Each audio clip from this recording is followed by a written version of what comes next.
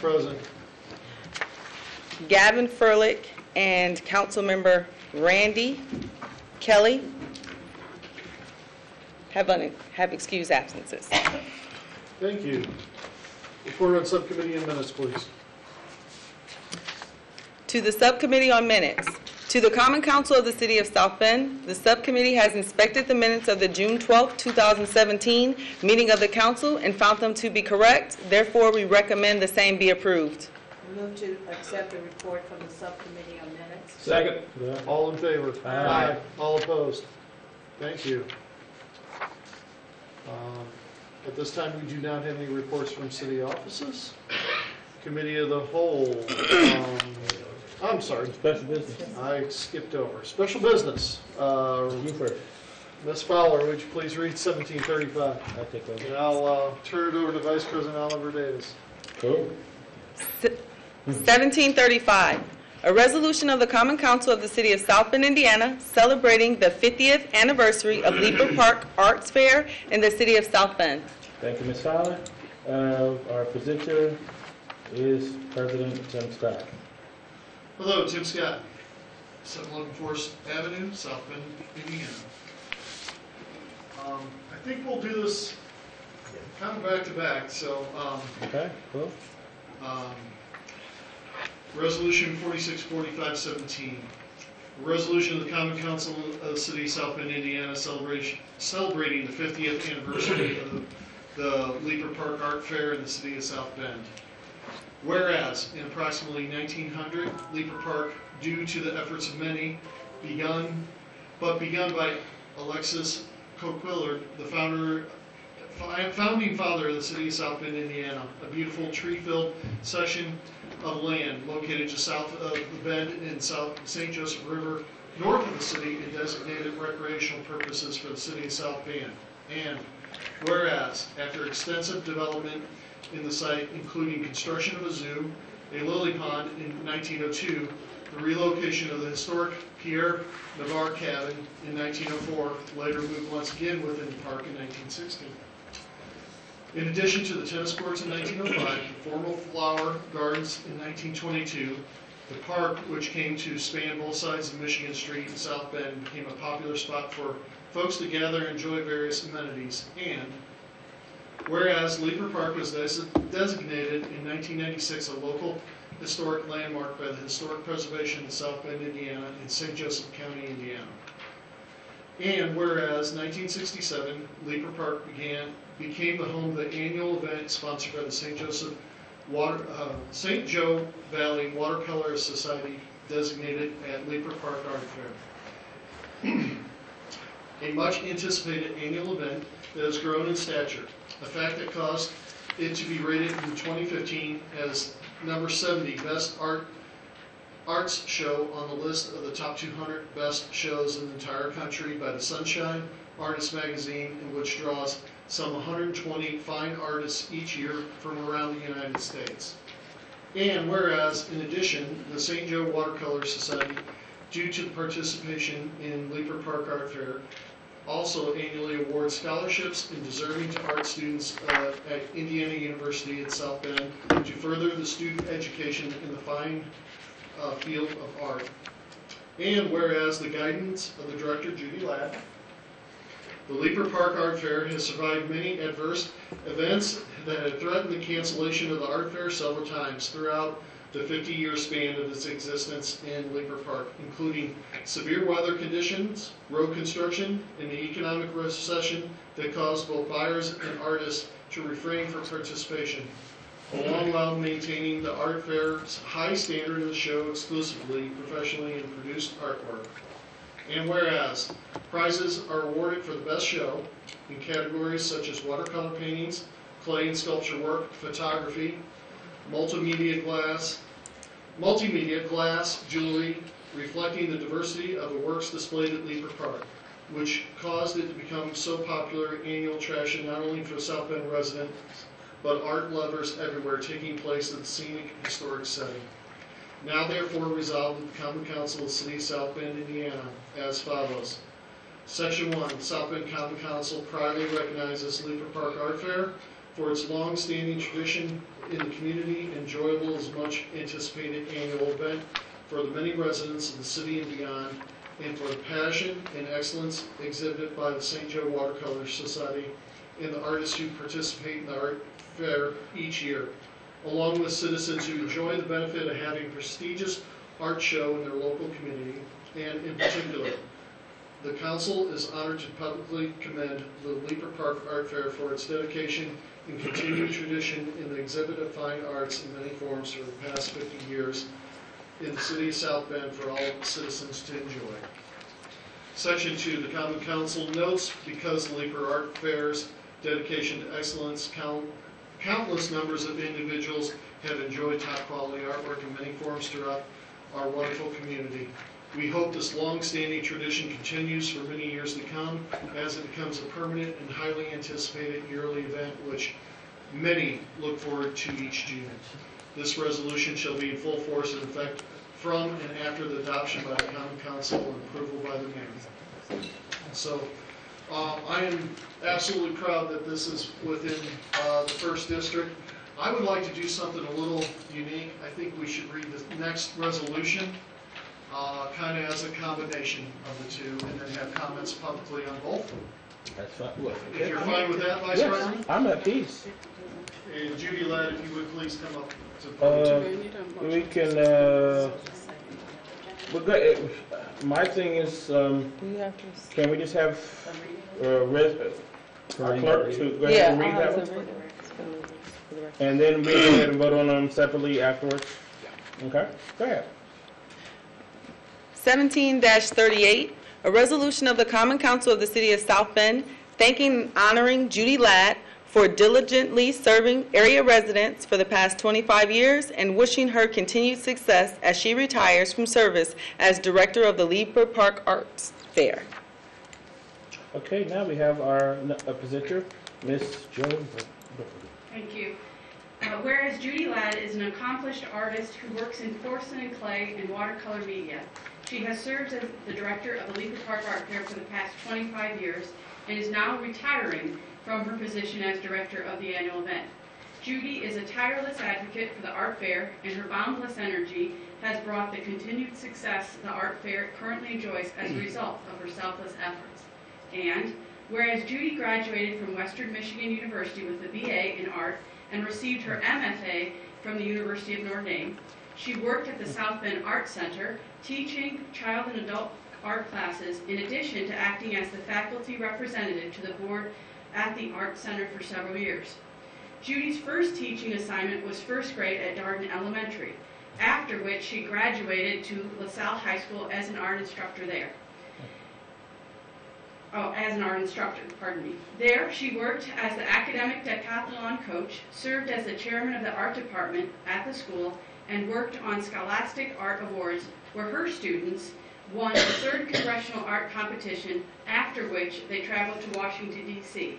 And whereas, while working at LaSalle High School, Judy opened a co-op art gallery called Gallery in the Garret, located in the former Cam's Brewery, which had been repurposed to become the 100 Center, a busy retail area housing 30 local artists.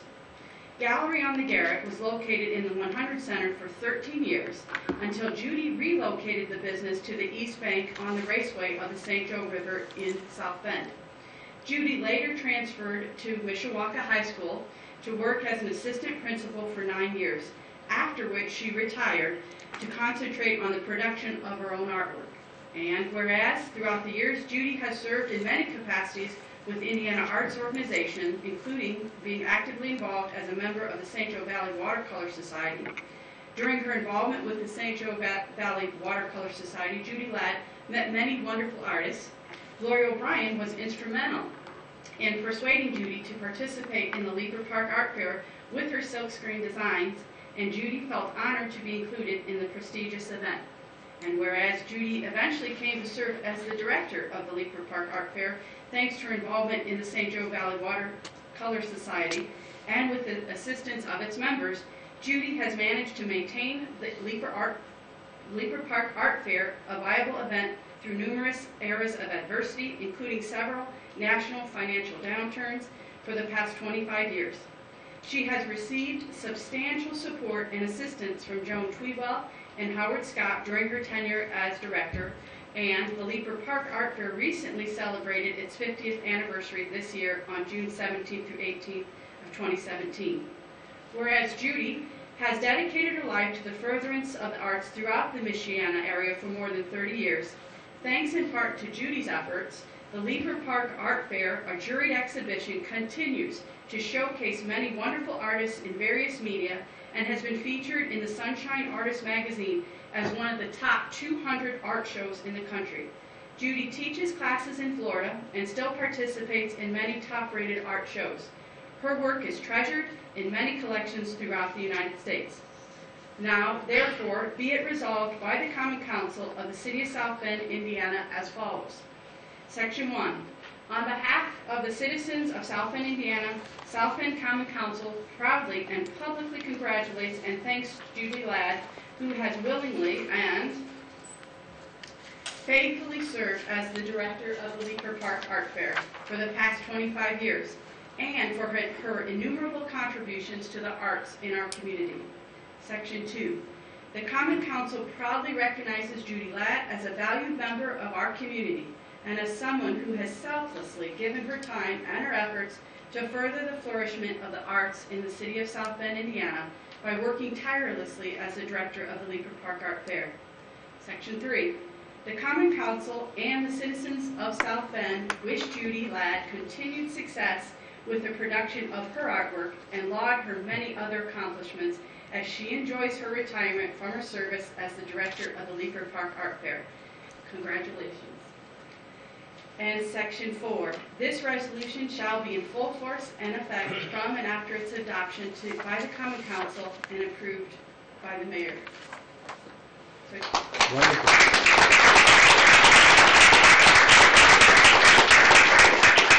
At this time, go ahead. We'll hear from you, and then we open up to the public to hear other people's comments. I just want to thank you very much. It's been my pleasure, and I will always stay within the arts. But I love promoting the arts in South Bend, and I have done that from day one. But thanks to so many people that have helped me, and to you people who have graciously participated in the Leaper Park Art Fair, and was one of our patrons. It's been my pleasure, and I thank you so much for the award. I didn't really know I was getting this, so I really do appreciate it. Ralph didn't tell me a whole bunch of stuff. He just said, so here I am, and I'm overwhelmed, as you can tell. But thank you very much for all your help and for this award. I appreciate it. I did it out of the love of art, and I hope we all continue to have love of art, and I hope we all continue to go to Leaper Park Art Fair. I will always be there, but just not with the golden thumb. The thumbs up for me and thumbs down for anybody else, so I don't have to worry about it anymore. But I will make sure, and I've said this to the St. Joe Valley Watercolor people, I will make sure that that continues. So thank you very, very much. I appreciate it.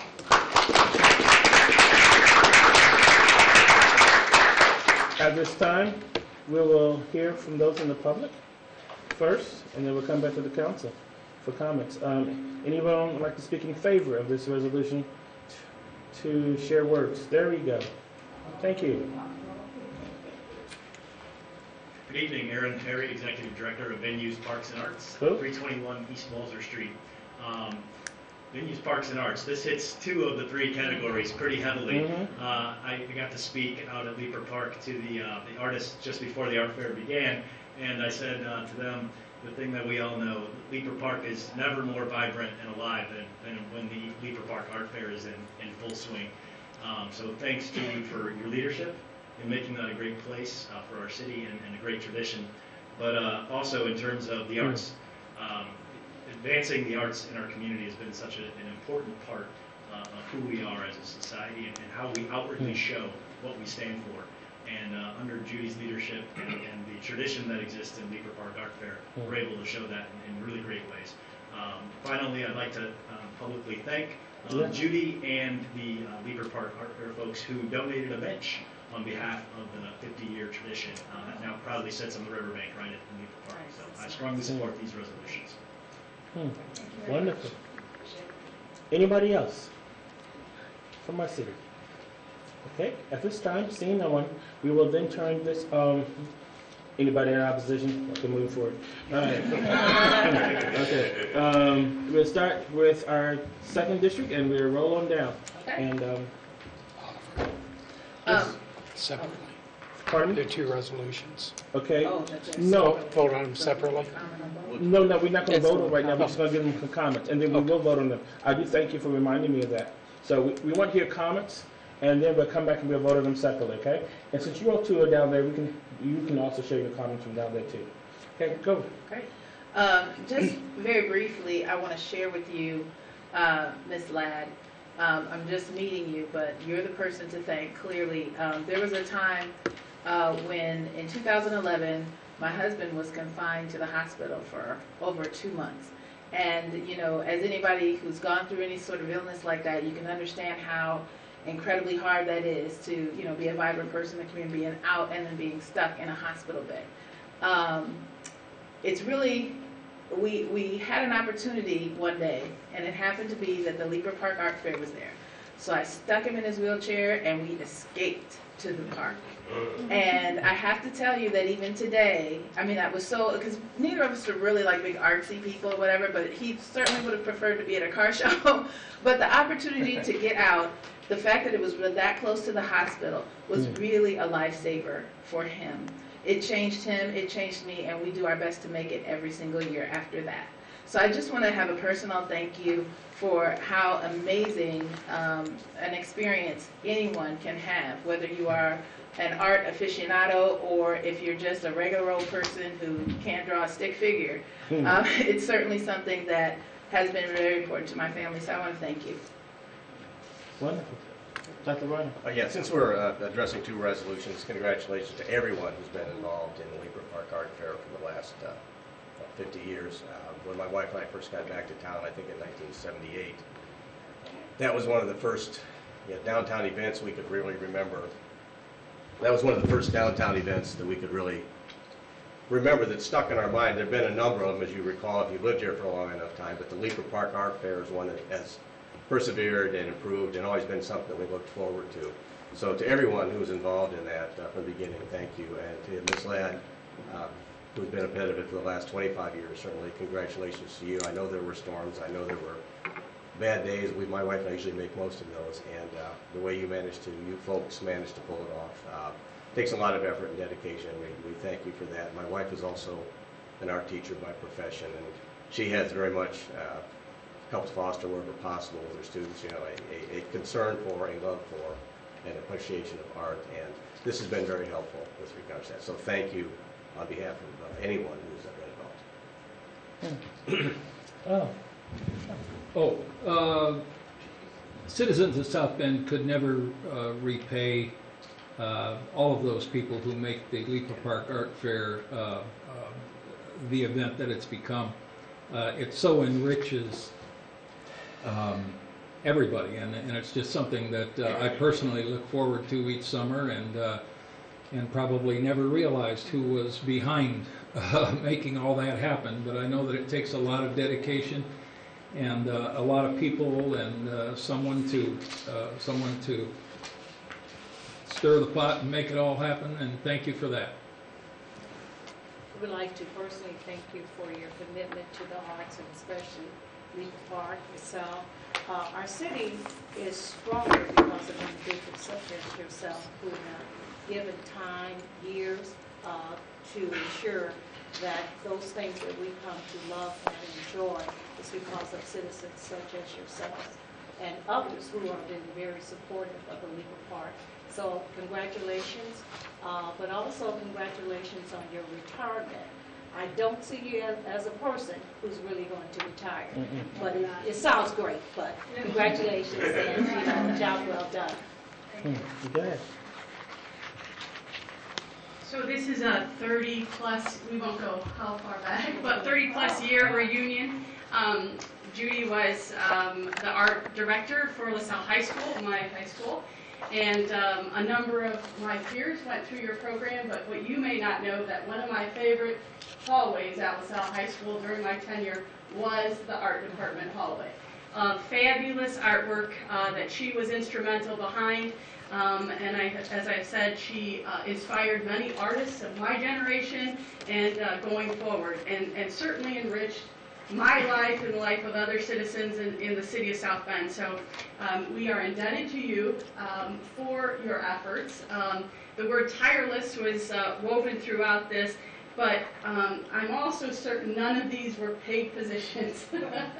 So again, we are indebted to you for the time and your talent, but also doing that with just such generosity, whether it was the art fair, whether it was bringing along students within our schools. But you are a model of someone, you know, who works within our school system, and the rest of us are like, who knew? Because you're doing and you're touching things throughout the community that will have lasting impact. So I want to thank you for that commitment you gave and have given throughout your tenure here in South Bend, and wish you the best of luck in your retirement years. Thank you. In just a few comments, I live on Forest Avenue, just up from Leaper Park. We've been here 24 years. I have a degree in photography, photojournalism at the University of Missouri, and studied fine art photography as well. And it really brings a sense of community, these type of events. And this is part of that quality of life that we have within our city that you wouldn't get out in the middle of nowhere sometimes. And I appreciate all the dedication to that. I mean, I remember the very first year that I lived here, we walked down to the Leaper Park Art Fair. And it was just amazing to have this so close that you're not traveling, that it's something walkable within your city and such an event within your city. And anything that we can do, because the arts are getting squashed so poorly in our public schools, all our schools, wherever, from spoken word to dance to music to, glass blowing to sculptures to painting. We need to help promote that wherever we can and however we can, whether it's individuals, it's parents, teachers, however. This just accentuates that whole goal that needs to be out there. We cannot forget about it, and it's beautiful. I mean, art is emotion. It evokes good emotions, bad emotions. It evokes emotion, and that's the key to the art community that makes our lives better. So I want to thank you so much for that. Thank you. It says, Marianne Cole says, art is as natural as sunshine and as vital as nourishment. And you have really helped to give a picture to this whole community and paint not only years of steadfast leadership. I had a chance to talk with you at a wedding last year. Yes, you did. Yes, indeed. And I really appreciated your tenacity to not give up. You are the kind of a person that will find a way when there's no way. You will keep on when other folk have quit, and you will move forward when others have given back. And that's what I left that wedding that day we had and sat there, and I thought about that. And as we were getting this resolution, I was thinking about the time we sat and met. And that one meeting there, I can still remember the conversation like it was there, because just your energy and everything you put together there. And you leave an impression on people that helps to change them in a positive way. So I want to thank you, and I'm glad I had a chance to meet you that day. And so looking forward to you. Only problem I had with doing the resolutions together, the first one I was going to vote for, the second one I wasn't, because I didn't want her to retire. Nah, go for it, but I'm good. You are right, I won't be retired, but I won't be totally retired. I I'll find understand. something I do, I never give up. Yes. There's always a way, but if you're fighting for the arts, you have to continue to fight, because the best thing we have is creativity in our lives, and we need to nurture that not only for ourselves, but our children. So thank you so much. So you're welcome. Now we will vote on these separately. Okay. Actually, Yes. I think you can move for the separate approval of both. Do it with a single. Okay. So I would make a motion that this be adopted, a separate approval for both a single motion for a separate approval for each. By acclamation. By acclamation, thank you, Mr. Moran. Okay. Are we at peace with that? All in favor say aye. Aye. All opposed, the same sign. It is carried. Thank Thank you. you. Now, I think, we're good. We at peace. Thank you very much. You're welcome. Thank you very much. All right. Congratulations again. Thank you. Nice to see you too. Thank you very much.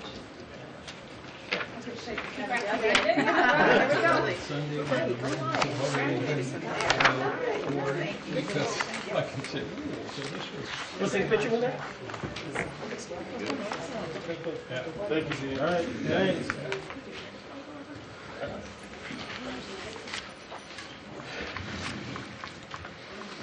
I turn it back over to President Scott.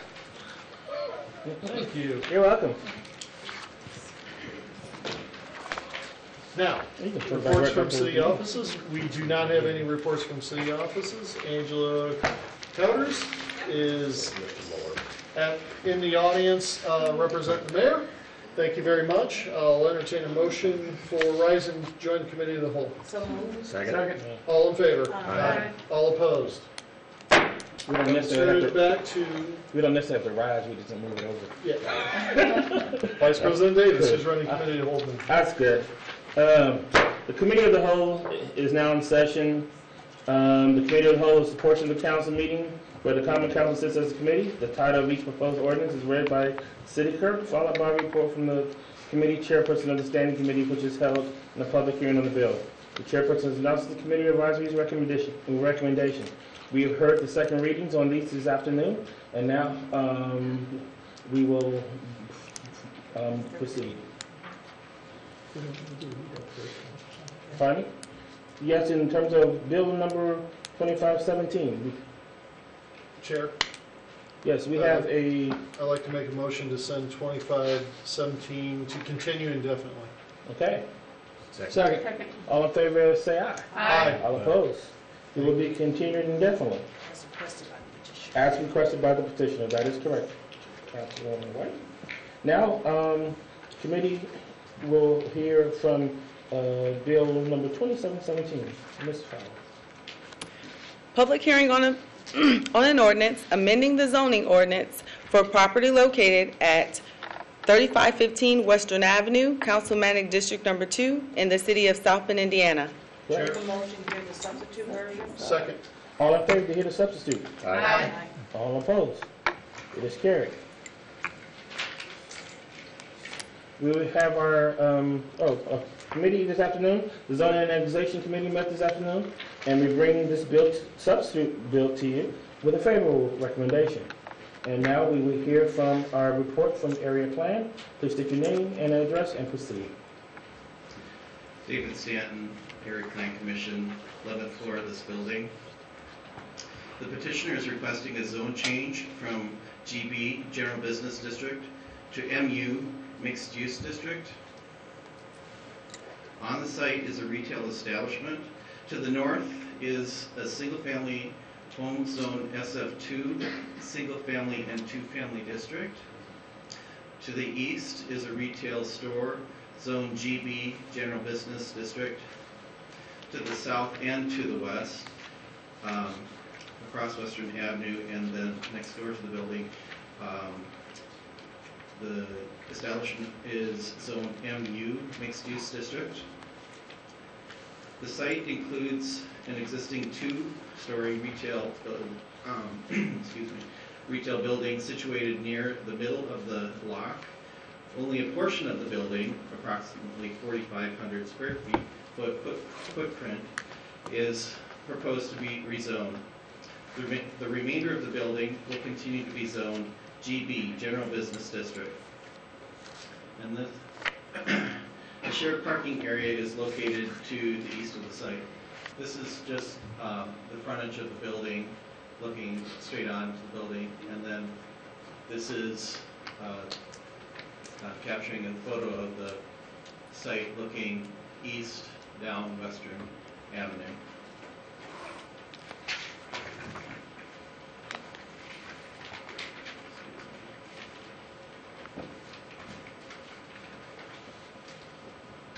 This comes to you from the Area Plan Commission with a favorable recommendation. Rezoning the site to MU mixed use will allow for the reuse of an existing structure in a manner consistent with the comprehensive plan. We're happy to answer any questions. Okay. Do you have any questions for Mr. Stanton at this time? Good. Good. Okay. I'm at peace then. We'd like to then have our presenter to please come before us, share us her name and address, and give us a brief summary of what she shared with us earlier. My name is Sierra Joyne. I am the property owner of 3015 West Western.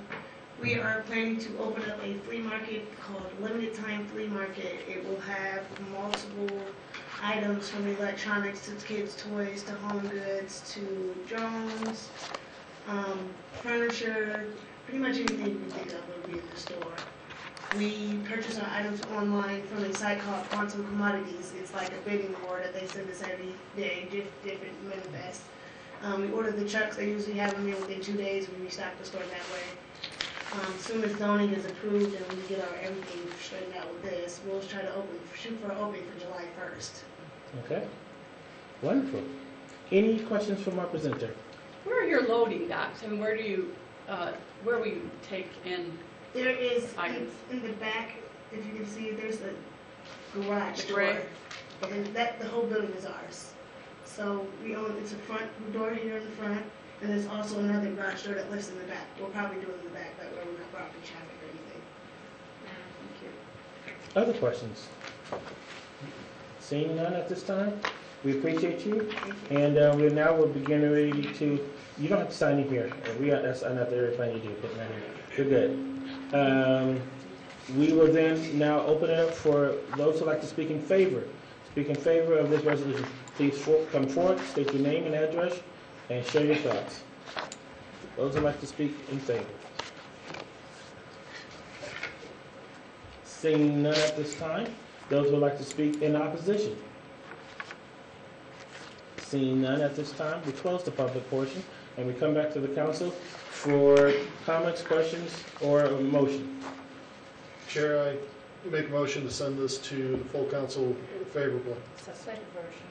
Substitute version, yes. Second. Okay, all in favor say aye. Aye. All opposed the same side. It will then move forward in a few more minutes with a favorable recommendation. All righty, thank you. Now we move to 3517. Can we have a reading on that? 3517, public hearing on an ordinance to vacate the following described property: east-west alley from Park Avenue to First North-South Alley between Mantu and Riverside.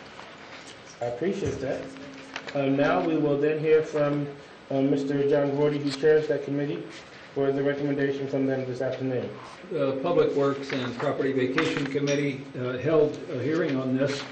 For lack of a quorum of the committee, we were not able to take action, so we sent it without recommendation. Okay, so it's being sent here without recommendation at this time. Therefore, now we are going to hear from the petitioner. And could she please come forward, state her name and her address, and proceed with her comments. Thank you. My name is Karen Gindel. I live at 831 Park Avenue. I'm here with my next door neighbor, Dave Faulkner, to request that the city vacate the alley, the east-west alley between Manitou and Riverside. My own concerns are that the alley is narrow as far as I can tell. I've looked at other alleys. My own living room wall is 6 feet from the first track of for driving through. My downspout elbows are 3 feet from the driving space, and my shed is even closer to this. My concern is that, especially in the winter, cars can slip, and I have actually helped people get unstuck from the alley. I have helped to shovel them out on a couple of occasions. I spoke with many of my next door neighbors about this. There's one person who uses the alley daily. otherwise only occasionally, and they do not feel it would be an inconvenience to drive a little bit farther so that we could close the alley. So there's the safety to the house. That's my main concern. I feel there would also be improved security, being able to block off cars, although we would like to maintain a pedestrian right of way, so people walking the neighborhood can do this, can take that route. There are minor inconveniences, I guess, on the aesthetic level. If you were talking about arts, there's a lot of dust that gets sort of sent up there from not that much exposed dirt, but it's dusty. The ruts are getting deeper. We could fill them, of course, but again, the leeway is not very wide between the actual driving path and either one of our houses. Dave has a retaining wall that is also very close to his side of the alley near my living room space, and he has said that many of the stones of that retaining wall get dislodged when people cut corners. Also, the trash barrels are knocked over when people are coming around the corner and things like that. I've not had any specific damage to my house. It's just this worry about what could happen, and those are the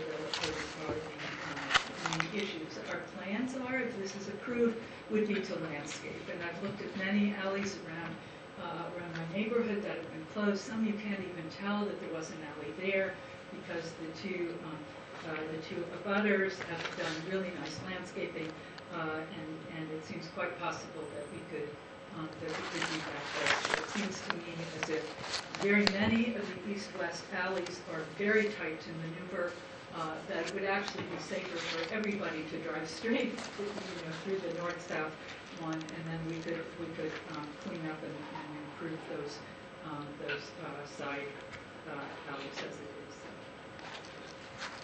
Okay. Questions, comments from the council members at this time for petitioner Goodell? Yes, let's get into it. Let's start with Ms. Preston and work our way. I think, one of the things we talked about in committee, after having viewed the property, the overgrowth and on the one side of the vegetation that's growing into the alley, it does make it feel very narrow. One of the things you mentioned was that people kind of use this alley like in turning because other alleys are even more narrow, making it hard to pass. Yeah. I also noted that I have a similar experience with my own home. Actually, my bedroom is probably 3 feet from where people walk in. So I can certainly empathize with that. I think my concern is, if everybody who had that problem, we vacated all those alleys, what does that mean? Not that we're setting a precedent here tonight, but, there are inconveniences, I think, on both sides. So, those are kind of the questions that I have. Is it something we want to completely kind of take away from the public access and being able to access that particular right-of-way out? But that's just what my concern is. Okay, thank you. Anything, Ms. Jones? Yes, so the exit to the north is on Riverside Drive, correct? Yes. Okay, and then alternatively on Manitou, I'm sorry. Help me out with anything exiting to the west on that entire stretch. To the west on the north-south alley or on the north-south alley, yeah. Is there any other exit to the west to Forest Avenue? And I'm sorry, my research didn't go further out to the whole length of the alley. Quite all right. There is an alley that goes east-west that is clear to the west. That is nearer to Riverside. Okay, so mid-block roughly up from where your alley is? 3 houses up. Okay. So, and I do have a bit of a concern overall with the amount of traffic. If exiting on Riverside Drive with that, curved and coming up from that area. So at the Board of Public Works, was there any consideration about the amount of traffic? I know we've identified one individual who has use on a daily basis. Yes. But what is your overall sense of traffic in general, other than that frequent user? I mean, very occasional, and one is a neighbor to whom I spoke, and he has used it, but he started going a different way, and he was amenable to that being closed. That was Pete Farrow, he's a few doors to the north. Otherwise, my immediate abutter, the Tim and Terry Bays, they actually have a garage that is on the north-south alley, and they were quite in favor of closing this also. I didn't quite answer. So the alley, the extension to the west that follows from my segment of the alley is overgrown, and only walkers can go through there. So that has been effectively closed off.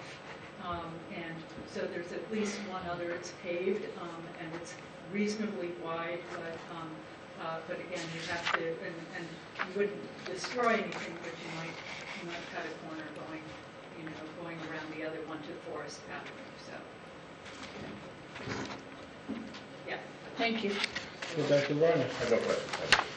Okay, President Scott. Questions or comments? Question. You guys are planning on landscaping, but maybe a walking path between?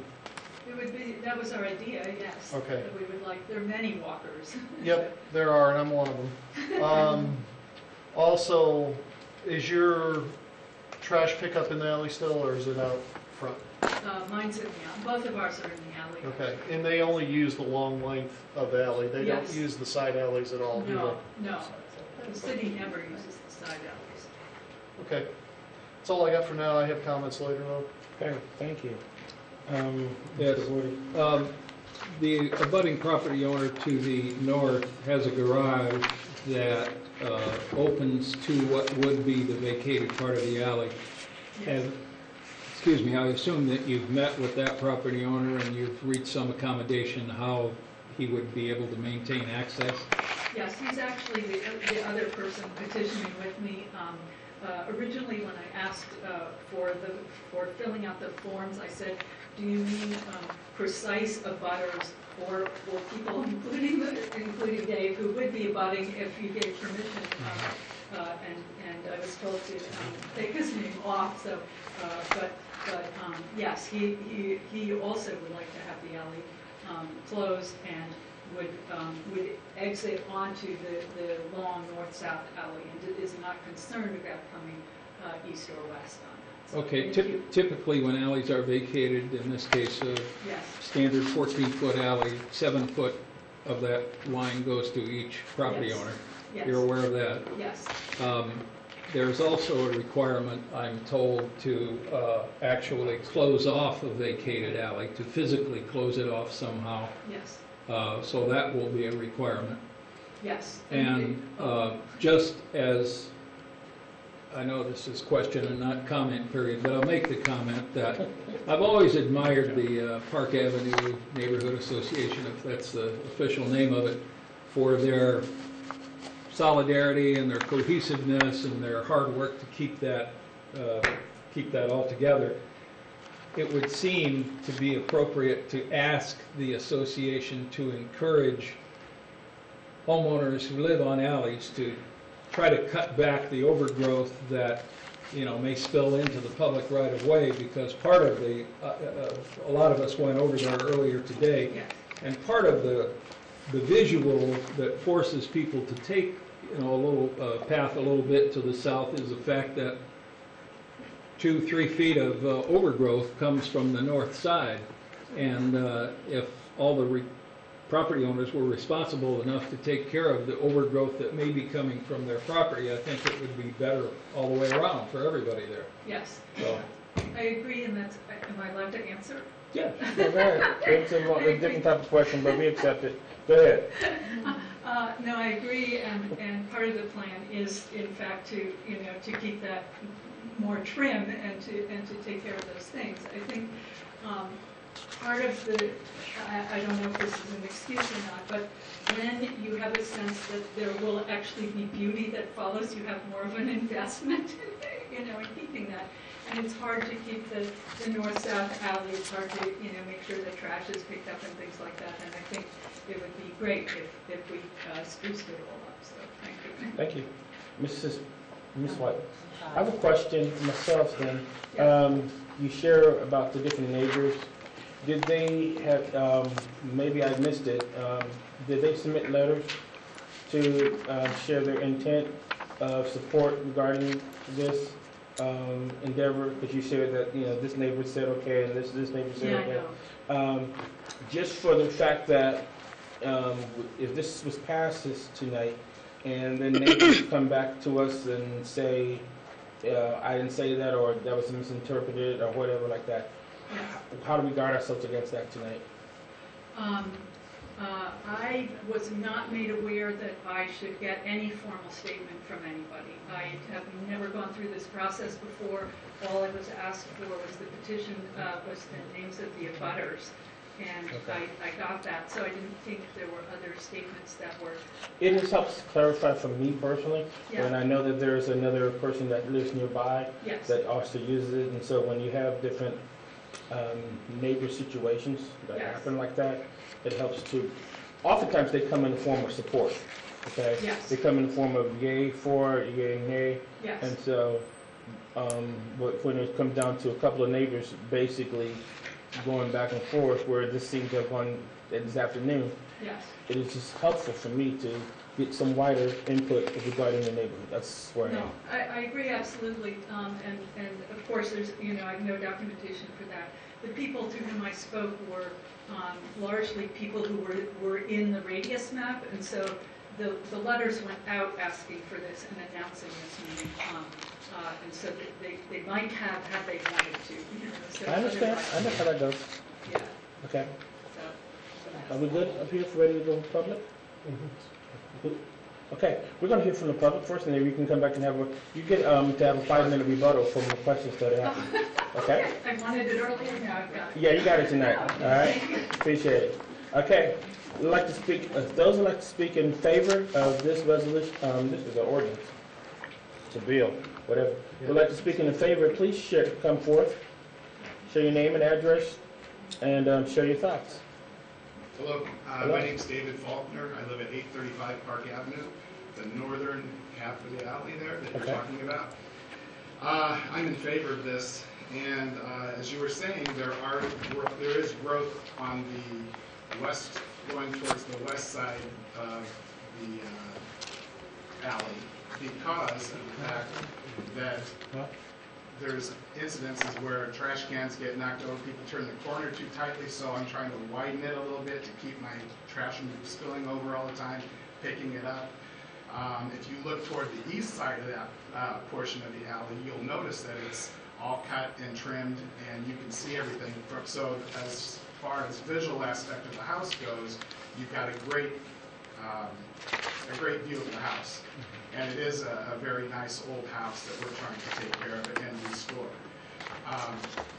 In keeping the overgrowth going on the bushes or on the fence line right now, it's just a matter of safety, with the fences, the trash cans, my retaining walls. So that's why it's like that, because I'm constant. In fact, in the front half on the east side, I'm always going out picking up the rocks that people knocked over because they've turned the corner too tightly on the alley going in. They embed them down into the ground. I have to pull them out, reset everything, and it's just a constant hassle. I've had to replace bushes out front there because they've broken them off from turning the corners too tightly.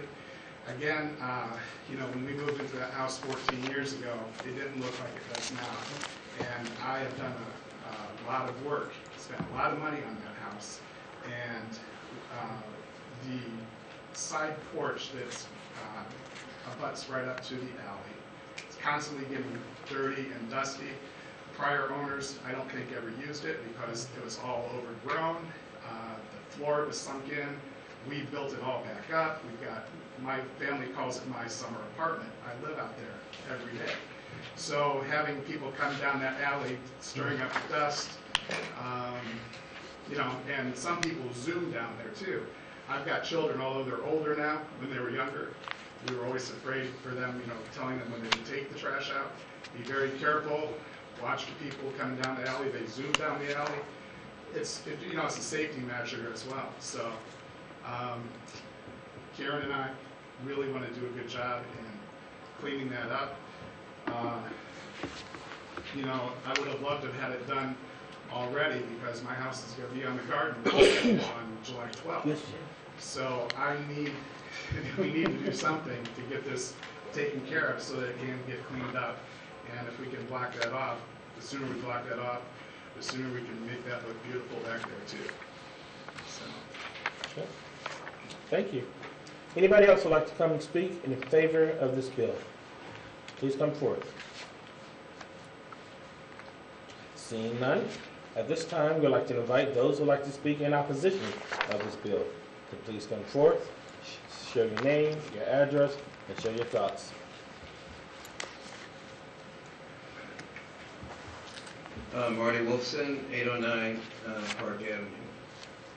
I am the person referenced by Karen as the person who uses the alley a lot. I don't know if I use it every day, but it is the main way I go to try to get anywhere that's southeast or southwest or northwest or north of my house.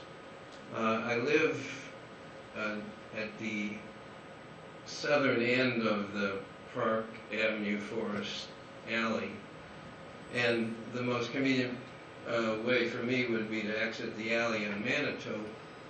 Unfortunately, because of the construction of my ancient garage and a shed that my neighbor across the hall has constructed, I can't really back out of my garage and go south. I can only back out and go north. So I use the alley that's under discussion as a way to avoid going the entire length of the north-south alley from Manitou from my house, which is the third house from Manitou, all the way up to Riverside, and then to come down, to go over on Riverside over to Park, or to Forest, and then go down the entire length of those streets, because the way I would exit would be from the roundabout on Bartlett. If I go up to Riverside and turn right, I intersect 933 there with, and that intersection is very difficult to negotiate if anyone has ever been there. So I've lived at 809 Park Avenue for 27 years. For a good, most of that time I've used that alley. And I can assure Karen and Mr. Faulkner that I've never hit Karen's house or Mr. Faulkner's house. I've never come close to their house. I've certainly never sped through the alley or kicked up dirt or dust in either of their houses. And I think, Karen would tell you that that's the case. So it's the way I go regularly, and I would appreciate it if it would stay open as a public right-of-way. Thank you, sir. Anybody else would like to come speak in opposition to this bill? Seeing none, we will now have up to 5 minutes of rebuttal from Ms. Karen Perdue. I think I'll need 5 minutes, but, and may I ask you a question at this point? When Mr. Gordy said that the alley had to be physically closed off, does it need to have that happen at both points? At both along the long alley and along the street? Mr. Gordy, you would like to answer that real quick? I'm not sure, because I just found out that there was a requirement that the petitioners who asked to vacate the alley are required to block it off. I didn't know that there was a requirement, so I don't know if it needs to be both east and west or not. It would seem to be that would be the case. Okay, thank you. Thank you for answering. Okay.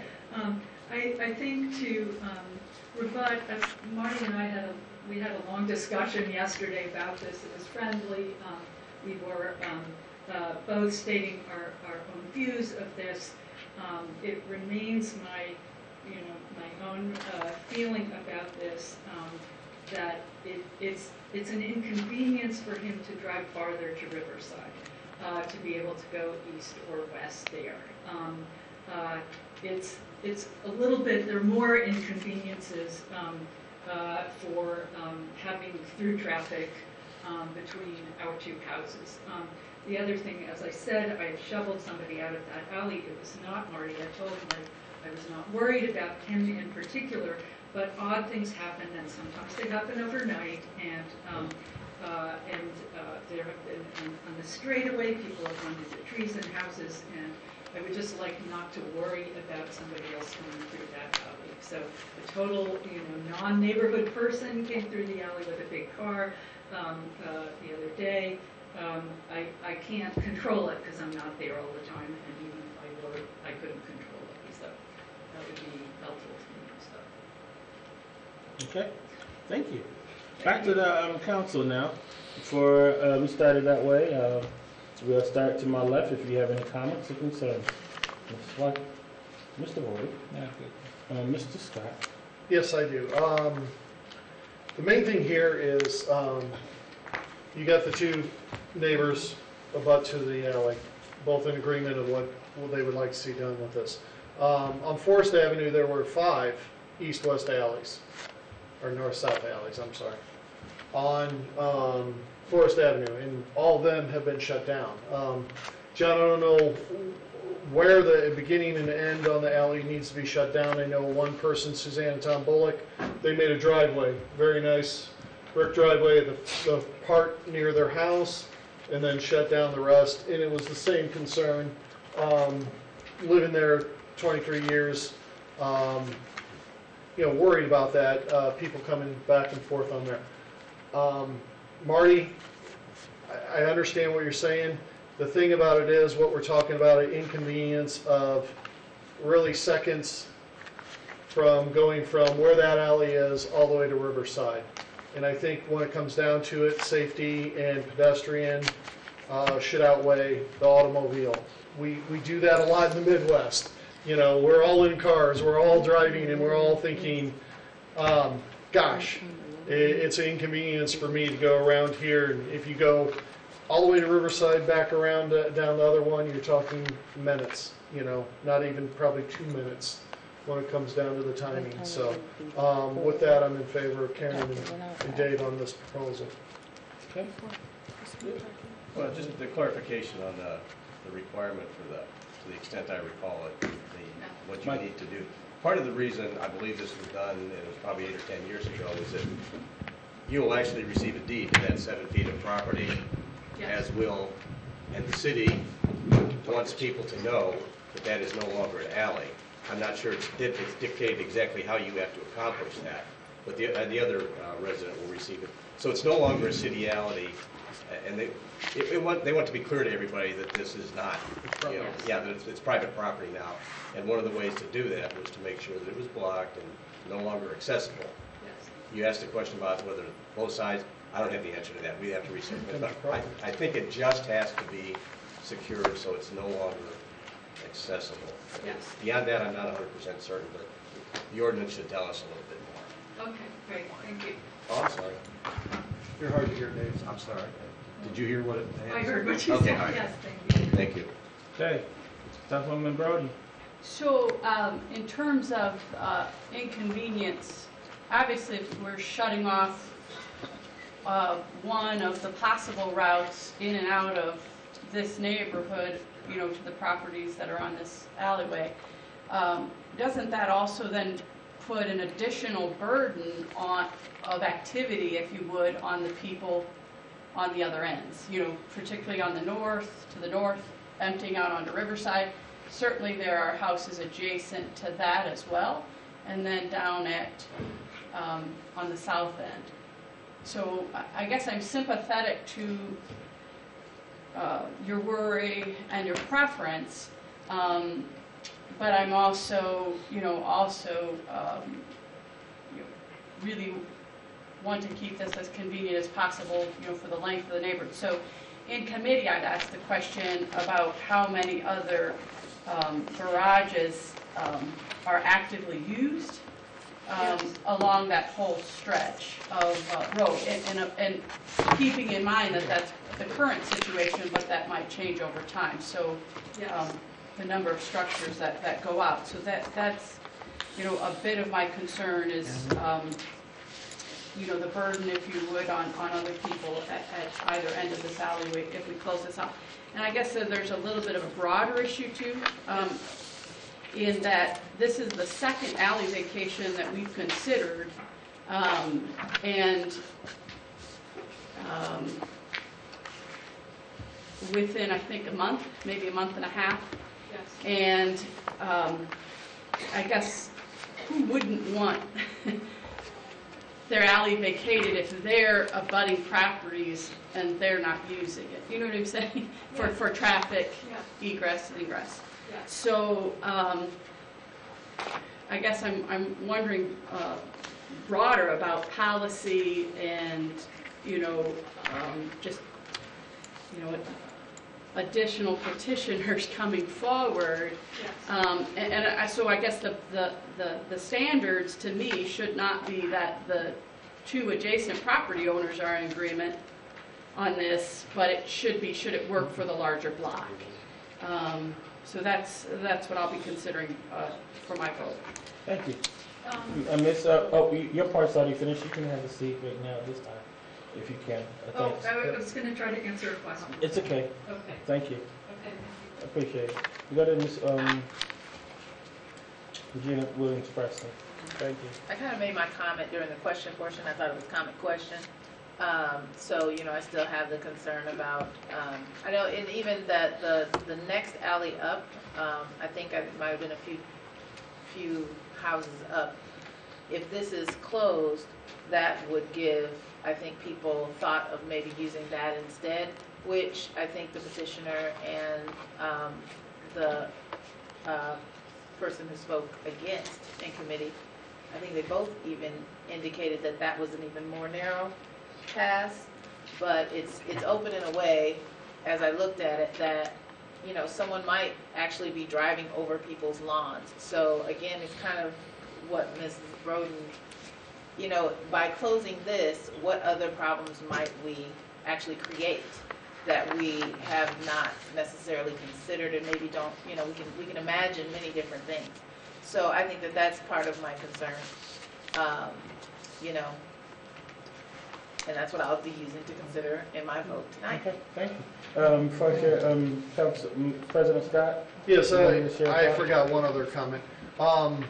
Chapin Park Neighborhood Association has a listserv where about 200 members within the area share emails. You can do a gang email out on the listserv. Everything is debated and discussed on that listserv. I was absolutely surprised that no one that got the notice put anything out on the listserv for this. So I don't think it's really an issue with anybody else, and we didn't really hear only of one other person speaking against. But the listserv, many of you know, can go on ad nauseum on like the sale of a wooden table. So everything is discussed, which is really good. I mean, I'm glad that community forum is there, so nothing was brought up on that. Well, just really quickly, and I'm not sure, the person who spoke against, though, did mention, and I thought this was interesting, too, just something to think about in terms of who was notified about it. And so, I don't know, apparently, he didn't live close enough to get notification, so I don't know, if the fact that it wasn't on there was necessarily because nobody 300 people, 300 feet from that property got notice, and I know people in that area that are on the listserv. So, okay. Okay, it just doesn't mean that everybody's notified or knows that uses that, but that's okay. It's your district. I'm cool. You got a vote, I got a vote. We all got votes. Okay, I like to share my thought. Basically, when it comes down to alley vacations, I have over the years, I can't really recall when I voted for one that had opposition. Normally, I have voted for something when somebody says, is anybody using it? Are they the only ones that night? They were the only ones, and so to shut it down just meant them. And it wasn't really being used, it was whatever. But I've been trying to think since this has come up, being a part of something where you have somebody who, yes, they don't live within 300 feet, but they live very close and they utilize that as a regular street in their mindset as they go to and from work. I have not had that experience where both people, one saying yes, one saying no, and they actually live there. If I had had that experience, I would have personally gone back to, I see that more as a mediation thing, and like you said, you tried to come to some kind of understanding, and I have great concerns when we shut down something when there's activity on something that's there. If there's no activity on it, I really don't have a problem. But tonight, the fact that we had a long discussion this afternoon, we had one here, that's my concern. So that's why I am. So, floor is open for motions. Make a motion, send 3517 to the full council favorably. Do we have a second?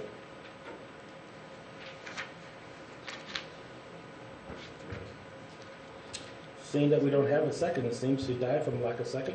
Then do we have another motion? We need a motion, y'all. Vote this in with the non-favorable. Do we have a second on the non-favorable from Ms. Preston Williams Preston? Second. Okay, we have a second. Then let's take a vote and see. We can see if we have a regular vote, and then you want to just all in favor say it? Aye. Aye. All opposed? Did I hear a I name? heard 2 nays, or some nay. Okay. This was defeated. It was defeated. Are we clear? Defeated. To send it unfavorably to full council. Full council. We're not clear. I misunderstood. I see confusion. What I would suggest, let's state the motion again, and then let's state the second again, and then I'm going to ask Ms. Fowler to take the roll. Can I move Yes, to please. send to the full council with an unfavorable recommendation? Okay. Second. We had a second. And then Ms. Fowler, can you take the roll? Councilmember Varner, Nay. Vice President Davis, Aye. Councilmember Vorty, Aye. Yeah, that's Councilmember White, Aye. Councilmember Preston, Aye. Councilmember Broden, Aye. President Scott. Aye. That's 6 ayes, 1 nay. Oh, yeah, we're going to have everybody here. Before we have 6. Okay, cool. I'm at peace. We have 7 people here tonight, right? Yes, Okay, that's I'm correct. good. All righty, well, we thank you for that, and we'll send it to the full council. I think we have a couple more to go. Yep, 36. 3617. Ms. Fowler. 3617, public hearing on an ordinance of the Common Council of the City of South Bend, Indiana, for budget transfers on various departments within the City of South Bend, Indiana, for the year of 2017. Okay, we had a budget hearing this afternoon, so we'd like to Personnel. turn it over to Ms. Personnel and Finance Committee had a committee meeting and second reading on Bill 36-17. We send this bill to the council with a favorable recommendation. Thank you. And our presenter, please move forward. John Murphy from the Department of Administration and Finance. 3617 are quarterly budget transfers. As you know, they're transfers between accounts or departments in the same fund. They're not additional appropriations. There was a question at the committee meeting about the transfer in Fund 279. That's a transfer from salaries that were unspent to cover professional services contract within Focus. And the purpose of the contract was to work in areas of the PSAP, the assessor, assessments, and the website. So that was a quick tour that was issued earlier in the year, and that's the activities in that, for that service. We happy to answer any questions that you have. Do you have any other questions for Mr. Murphy at this time? Council? You said it was PSAP assessments. Can you just repeat the last couple of The city website. website? Mr. Varner? Yeah. So So this is, yeah, do you anticipate this closes the expenditures for the year for those three items? I'm not sure about that. I guess I guess the other question would be then, do you anticipate that there would be more requests? But I'm trying to get a handle on what the total is going to be as we look at these over the course of the year. I'm not anticipating any additional requests for this. And this is a supplement in addition to this 120, in addition to what we appropriated earlier? Yeah, it's just a transfer between accounts. Right, I got that. It's not an additional at all. But I guess I'm trying to get at what do we expect to spend this year on those three items and focus.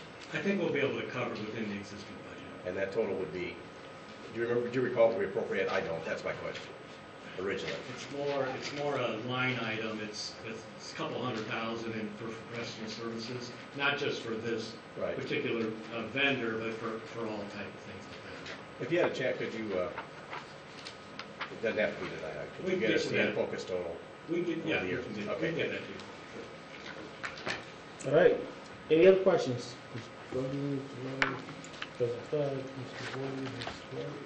Okay. No other questions on this particular bill at this time. So then we will go to the public. Those who would like to speak in favor, please come forth, share your name, and give your thoughts. Okay, see no one coming forward. Those who would like to speak in opposition, please do likewise. Public hearing is closed. Back to the full council for your thoughts or your recommendations, whichever way. Make motion 73617 to the full council favorably. Second. All in favor say aye. Aye. All opposed, the same sign. It is carried. Now we have Ms. Fowler to read bill number 3717. 3717, an ordinance of the Common Council of the City of South Bend, Indiana, appropriating additional funds for certain departmental and city service operations in 2017 of $40,000 from Parks Fund 201, $200,000 from the Motor Vehicle Highway Fund 202, $100,000 from the DCI Operating Fund 211, $3,000 from Gift Donation Request Fund 217, $125,000 from Local Roads and Street Funds 251, $28,000 from the Indiana River Rescue Fund 291, $285,000 from the Parks Capital Fund 405, $295,000 from Morris Performing Arts Center Capital Fund 416, and $1,000 from the Erskine Village Bond Fund 758. Okay, thank you. We had a report again from Ms. White. Personnel and Finance Committee held a committee meeting, public hearing on this bill, and we send this bill to the council with a favorable recommendation. Thank you. Now we have here again from Mr. John Murphy. State your name and address and all the good stuff and proceed. John Murphy from the Department of Administration and Finances office on the 12th floor of this building. Thank you. These are the June quarterly appropriations for the Silver City funds. We went through these in committee. I won't repeat everything. But just briefly, the $40,000 is for water utility costs. The Mayflower, $200,000 is for Mayflower Road paving. The housing market studies, it would be up to $100,000. The actual cost may be less than that. Some conceptual design for the roundabouts for $3,000 out of the donation funds. Some public works improvements of $125,000 out of local road and street funds. Indiana River Rescue, $28,000 for some repairs. They've had a number of events the last couple of years. Parks Capital, $285,000. The big item, one of the big items on this is the Veterans Memorial Park improvements, which is funded by a donation from Indiana University at South Bend, and then $295,000 for public access elevator marquee improvements at the Morris Performing Arts Center. Happy to answer any questions that you have. Thank you, Mr. Murphy. Any questions for Mr. Murphy? Any thoughts, questions at this time? I thought it was a good question from a citizen. The bears repeating tonight. You mentioned that the allocation for DCI, the $100,000, you don't anticipate that it'll be that much. But if we were to pass that, what happens to the rest of that money? Right, we would not, as with any appropriation, if it's unspent, the money remains, by the end of the year, if it's either unspent or unencumbered, the appropriation lapses, and the money just remains in the account, in the cash for the city. So that's how it works. That's how the city's been able to develop fund balances over the years and have a good credit rating and so forth. So we don't always spend all of our appropriations. We plan for what we reasonably think they will be, but sometimes it turns out to be less than what we think. Any other questions? Are you good, or if you have another thought? I do have other thoughts, but I'll allow other council members to chime in. Okay, Ms. Broden. So the appropriation for the Morris Pack Capital, do we have, that's $250,000. Is that, do we have I'm missing the word, I'm sorry. Basically a list of, items, priority projects in terms of, immediacy, what needs to happen, and, how does this fit into a broader picture, I guess, is what I'm trying to get at in terms of priorities. I can speak to the for repair. We do a 5-year capital budget with, Thank you. with the budget. So all the funds do a 5-year capital. Aaron could probably speak more fluently about this particular appropriation, but the city in general does 5-year capital budget. Ms. Broden, do you want to hear from Mr. Perry on this? Yeah, that would be great, just to get Mr. a Perry, sense can of, you please? some of the other big ticket items, if you would, that we could anticipate, or if this is getting bumped up because of concerns. Name and Thanks. address, and then proceed, please. Aaron Perry, Executive Director, Venues Parks and Arts, 321 East Walter Street. These two particular items did not show up in the 5-year capital plans, and that's why they're coming here to you tonight. There were things that, the elevator, for example, we didn't anticipate that was going to need to be replaced. We thought last year about this time when we were budgeting, we had enough money to repair a couple of the small mechanical items in there. It turned out the whole elevator needed to be overhauled, so we didn't anticipate that. Same thing with the marquee. We didn't anticipate that the video boards, they're 12-inch by 12-inch video boards that are in the display. So if you go look at it today, you'll notice that a couple of them are lighter than other ones. We didn't anticipate that they would no longer be manufactured. So these things got bumped up on the priority list. The particular fund that we're requesting use from is generated by $1 per ticket surcharge. And so this is money that's been sitting in the Morris account for these purposes in general. But you'll see in our budget process the anticipated 5-year capital plans for all of our properties. Ms. Broden? Okay, thank you. Is that satisfying? Yeah, that's great, thank you. Okay, thank you. Dr. Vernon, any questions? No questions, thank you. Ms. President Scott? No. Okay, Mr. Gordon, Ms. White? I don't have any questions, just have a statement Okay. once we get to that point. Okay, we'll take statements afterwards. And now we go to the public. Those who'd like to speak in favor of this, this is Bill 3717, please come forth.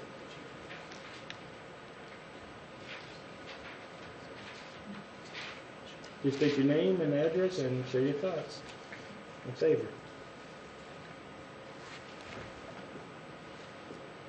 Peace and love. My name is Gargoo Lisa D. Berry. My address 505 Kenmore, South Bend, Indiana 46619, United States of America. Thank you. On the bill, I'd like to speak on the part of the 100 houses, 500 families, about the marketing study. A few members of the financial committee, also known as the money magnets, which is I'm also a member of, impact members, and a few of the members inside the community would like to see the bill being postponed until we have further information on who, when, and how the market study will be performed. So you're not really in favor of it? You're more. I'm in favor, but I'm in favor because I know that this would be a wonderful project for the community. But I would just like to see a few things postponed, not me, but a few other people. You're in favor, but you would like to see it delayed? Yes, I'm in Okay. favor. I'm not opposed of this because it's too much of a wonderful opportunity for the community. But I would like to see a few things, postponed, especially the market study, because we don't have enough concrete information on it. Okay. I came to the meeting earlier, and it was still, they didn't know they didn't have a firm decision on who would be conducting the study. Okay. And also, a few members from the committees would like to see it postponed. And especially some of the impact team and the residents inside the community were putting a hard time into conducting this.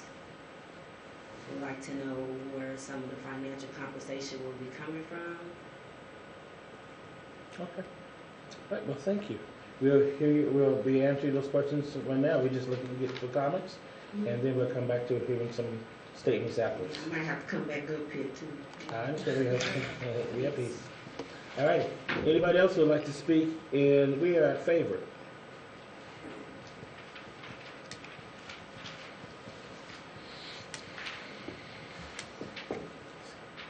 Marty Wilson, 809 Park Avenue. I'd just like to reemphasize some of the comments that were made this afternoon about getting clarification and working with the city department to understand not only how much is this going to cost and who is going to do it, but what would be the parameters of the study? What is it going to be that is going to be investigated? And I think it's very crucial to work closely not only with the 2nd District representative, which would be central, and not only with all the members of the committee who are interested in this, but also the people who are involved in this very exciting, I think, community project to create 100 homes for 500 families. So we had a study that was done in 2013 from downtown, and apparently it only investigated the interest in apartments and homes for people who made over $50,000, leaving out a good many of people, not only in the city of South Bend, but also in downtown as well. So, and it was mentioned this afternoon that this was done not because the consultant decided to do that, but at the direction of the city.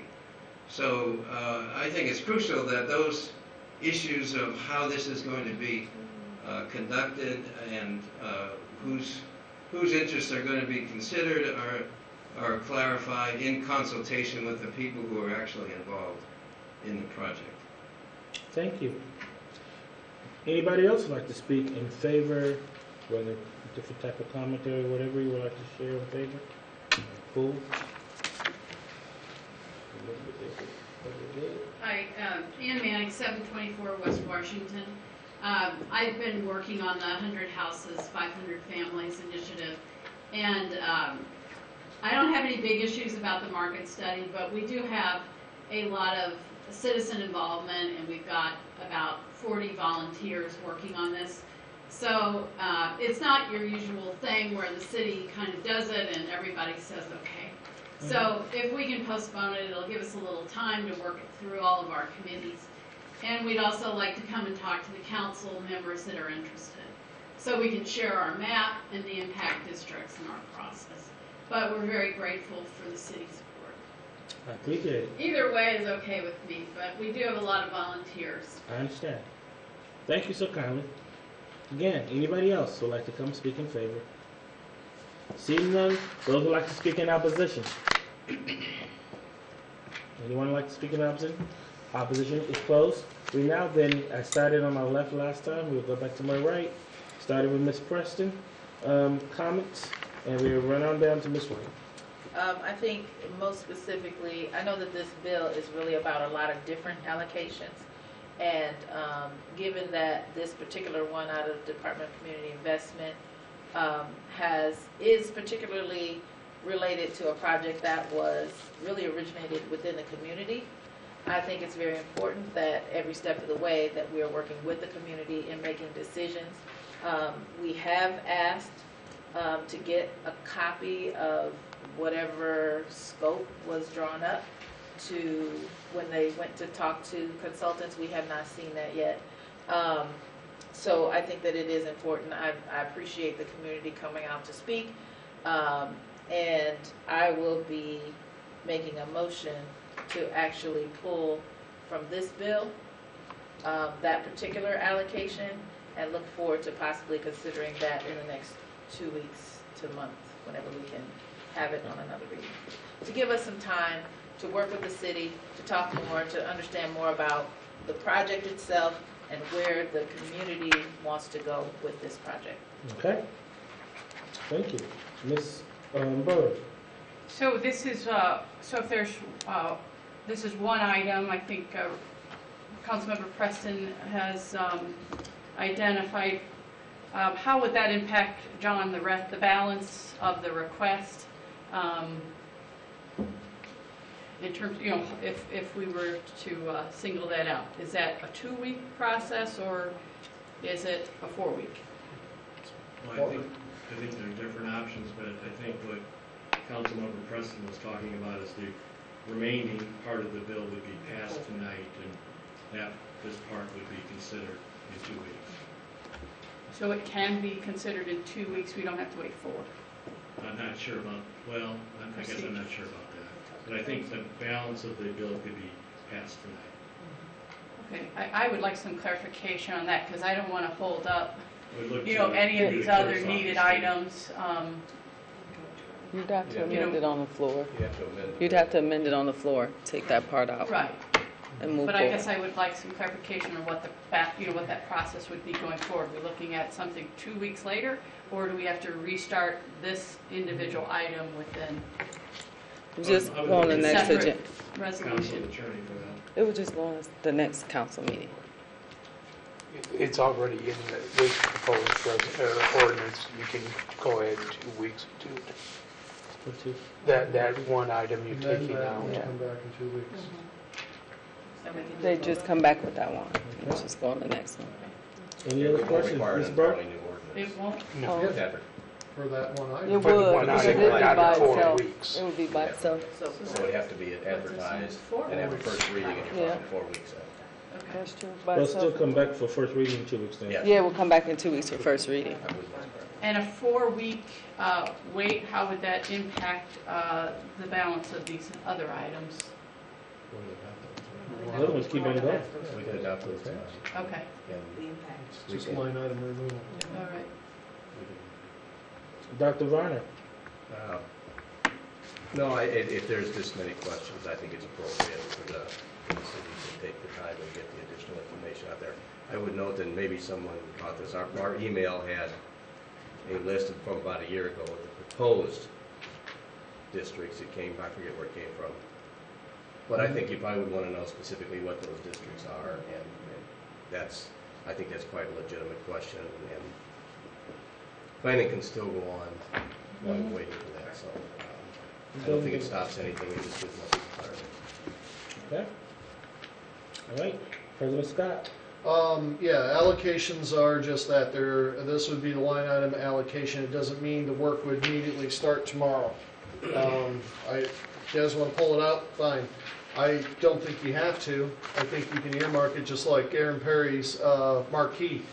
Doesn't mean he's spending that money tomorrow and it's already set. So I think there is still time, even if we pass it, that details and everything can be put together on that. And the way I understood it was, while 100 houses in 500 days is part of this, in parallel, that this was a study of this entire city to understand what our housing market is. That was the conversation that we had, which helps us understand where we need to go in that direction.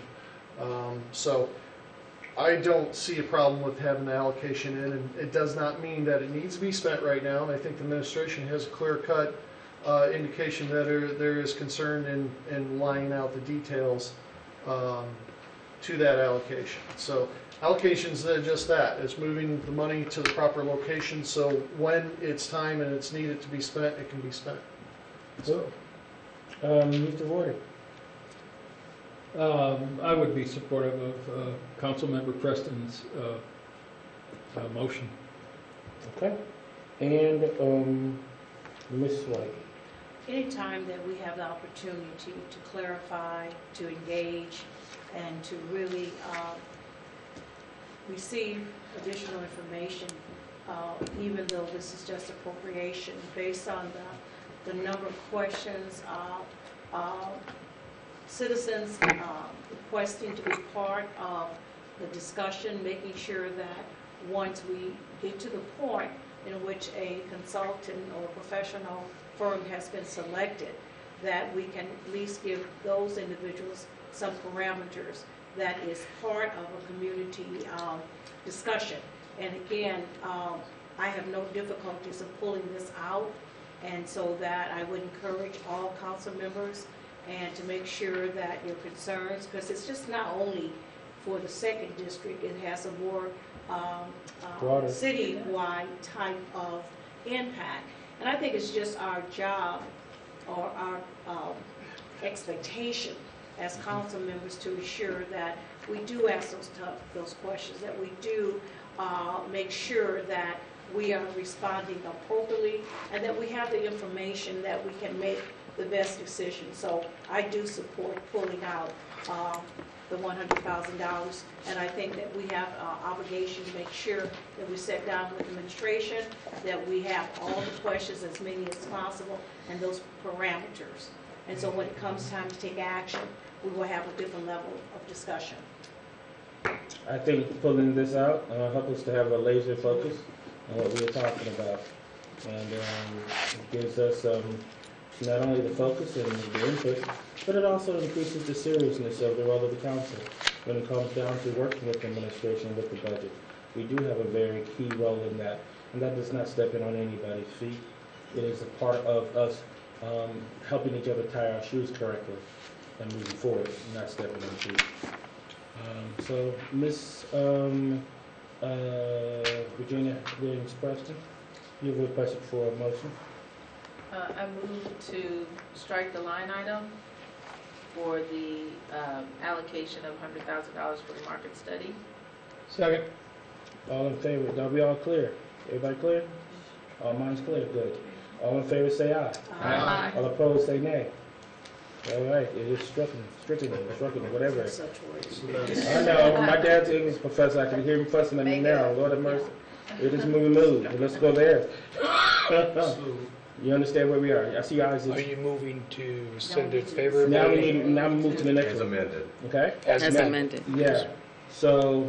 I'd make the motion to go favorably as amended. Okay. Second. All in favor say aye. Aye. All opposed the same sign. It is carried. We at peace? Good? Good. Now let's move on to Bill 3817. 3817, third reading on an ordinance of the Common Council of the City of South Bend, Indiana, appropriating additional funds for certain departmental and enterprise operations in 2017 of $891,089 from the EMS Capital Fund 287. Thank you so kindly for reading that, Ms. Clutch.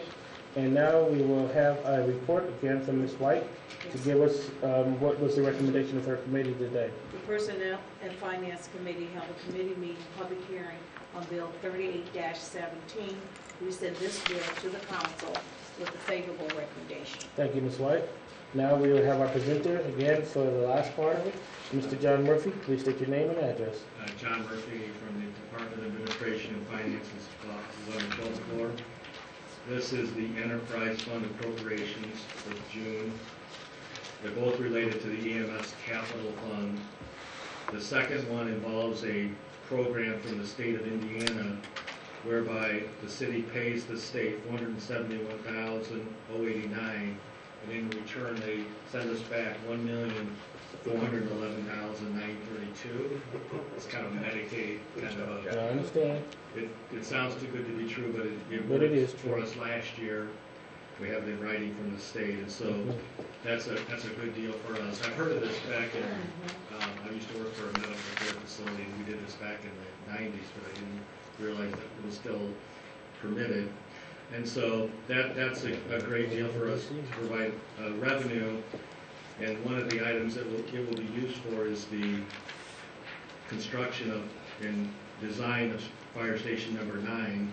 $200,000 is being requested for an appropriation for Epoch Architects, $100,000 for additional land purchases for Station 9, and $120,000 for demolition costs to demolish 5 properties that were already acquired earlier in the year. Okay. Happy to answer any questions that you have. Just a question or a comment from me. Could we have a brief synopsis of that project? The chief shared some nice comments today. Mr. Chief, you're here. Thank you for being here at this time. And so just for the record, the public record, people can see exactly what you shared with us this afternoon. I thought it was appropriate to be shared tonight. Absolutely. Stephen Cox, Fire Chief for the South Bend Fire Department with an office at 1222 South Michigan Street in South Bend. I would like to start with just real quick reiterating what Mr. Murphy said about the Medicaid money that's reimbursement. Basically, the state is basically taking their cut, an administrative cut of the amount of money that we're receiving as an adjustment from Medicaid, from federal funding from reimbursement year 2014. So that's basically what that was. We did apply for that last year for the 2013, well, we applied in 2014 for the 2013 monies, and they had a similar program, and we did receive a relatively large chunk of change, although we had to pay the state up front, which seemed extremely unusual. As far as the Fire Station 9 project goes, as Councilman Davis mentioned, I was asked about a timeline. We have acquired 5 properties. We will be taking possession of one last property in September. One of the additional appropriations we've asked for here is to allow us to be able to demolish the properties that we've acquired, taking possession of them after one last renter that was living in one of those houses has finished out his lease. So Dave Ringlos from DCI worked with the actual landowner to allow that individual to go ahead and work out his lease. And we're certainly not trying to kick anybody out of their home in an unusual, quick manner or anything along those lines. Additionally, we do have some money and appropriations there to begin the design work for Fire Station number 9.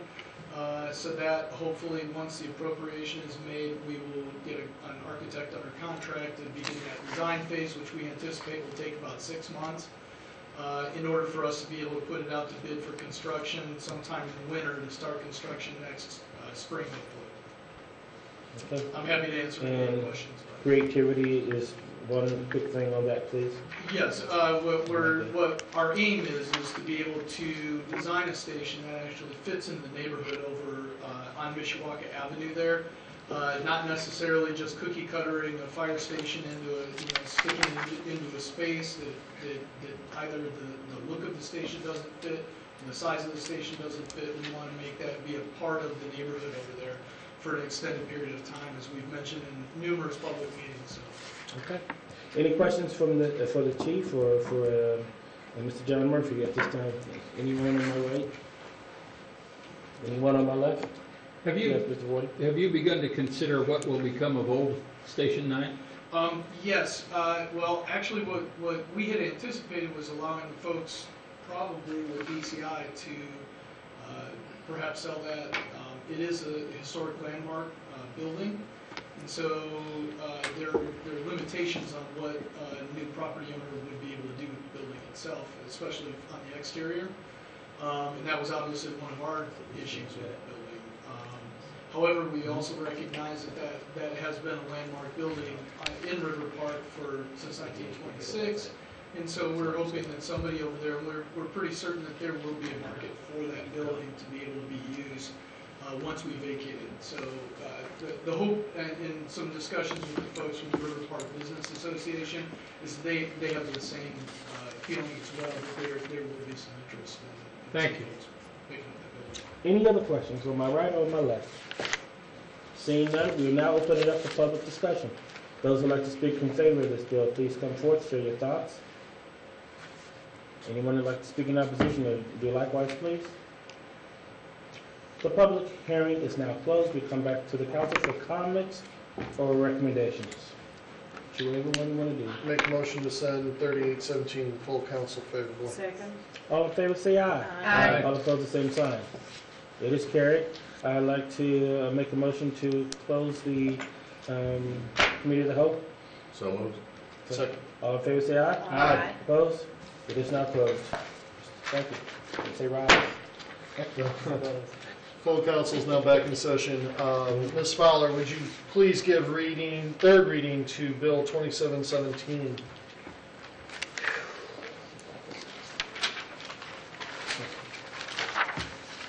And I will remind council members that even though 2 members missing, we still need a total of 5 for passage. 2717, third reading on an ordinance amending the zoning ordinance for property located at 3015 Western Avenue, Councilmanic District Number 2, in the city of South Bend, Indiana. Motion to approve. Second. As amended in the committee on Bill 2717. Second. Ms. Fowler? Councilmember Vorty. Aye. Councilmember White. Aye. Councilmember Preston. Aye. Councilmember Broden. Aye. Councilmember Varner. Aye. Vice President Davis. Aye. President Scott. Aye. 7 ayes.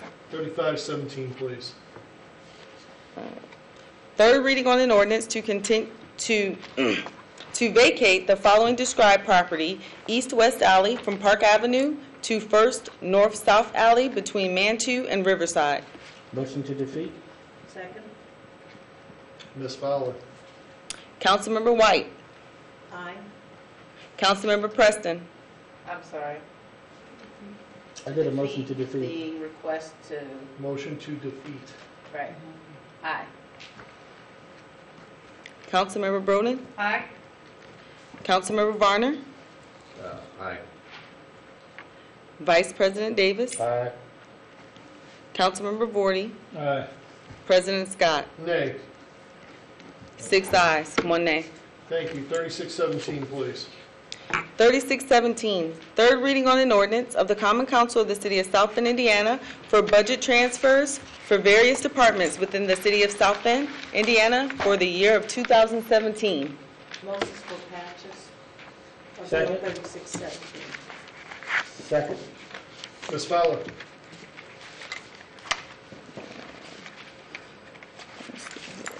Councilmember Preston. Aye. Councilmember Broden. Aye. Councilmember Varner. Aye. Vice President Davis. Aye. Councilmember Vorty. Aye. Councilmember White. Aye. President Scott. Aye. 7 ayes. Thank you. 3717, please. 3717, third reading on an ordinance of the Common Council of the City of South Bend, Indiana, appropriating additional funds for certain departmental and city service operations in 2017 of $40,000 from Parks Fund 201, $200,000 from Motor Vehicle Highway Fund 202, $100,000 from DCI Operating Fund 211, $3,000 from Gift, Donation, and Bequest Fund 217, $125,000 from the Local Roads and Street Fund 251, $28,000 from the Indiana River Rescue Fund 291, $285,000 from the Parks Capital Fund 405, $295,000 from the Morris Performing Arts Center Capital Fund 416, and $1,000 from the Erskine Village Bond Fund 758. Entertain a motion to amend as committee in the whole. So moved. Second. All in favor? Aye. All opposed? Councilmember Broden. Hold on. We need a Motion to approve as amended in the committee of the whole. Second. Ms. Fowler? Councilmember Broden. Aye. Councilmember Varner. Aye. Vice President Davis. Aye. Councilmember Vorty. Aye. Councilmember White. Aye. Councilmember Preston. Aye. President Scott. Aye. 7 ayes. 3817, please. 3817, third reading on an ordinance of the Common Council of the City of South Bend, Indiana, appropriating additional funds for certain departmental and enterprise operations in 2017 of $891,089 from EMS Capital Fund 287. Motion to approve. Second. Ms. Fowler? Councilmember Varner. Aye. Vice President Davis. Aye. Councilmember Vorty. Aye. Councilmember White. Aye. Councilmember Preston. Aye. Councilmember Broden. Aye. President Scott. Aye. 7 ayes. Thank you. Resolution 1734, please. 1734, a resolution of the Common Council of the City of South Bend, Indiana, accepting, confirming a resolution of the South Bend Redevelopment Commission determining that the assessed value of property in the Douglas Road Economic Development Area for tax year payable 2018 may be allocated to the respective taxing units and other related matters. Is there a committee report? Committee, Regina. Oh, yes, that was me. The Community Investment Committee met this afternoon and sends us forward with a favorable recommendation. Thank you. Presenter. My name is Beth Leonard Inks. I'm with the city's Department of Community Investment with offices on the 14th floor of this building. The resolution before you today will release the increment from the Douglas Road TIF for payable 2018. And the reason we're doing that is because we do not anticipate a need for it next year. We have some debt that's expected to be paid off in August, and at that point in time we'll look at what our final plans for any money that might be left, and then closing this TIF probably in early 2018. Thank you. Any questions? Seeing none? One question. One question. Yeah, just one question. Once it's paid off, how are we notified as a council that it's paid off? Well, we can send you an email. I would appreciate that. We're paying the Major Moves Fund. It's not an actual bond. It's a I understand. interfunded Your vote is going all way. But if you could just, send you an email. just notify us. That's all. That's all. I'd appreciate it. I'd like to be informed. Thank you. Like a title we can burn or something? Actually, just for the record, I don't think you can close a TIF district without standing indebtedness, so it has to be cleared completely before.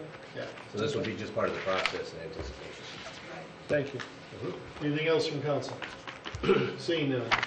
We'll open up the public. Anyone wishing to speak in favor of 1734, please come to the podium.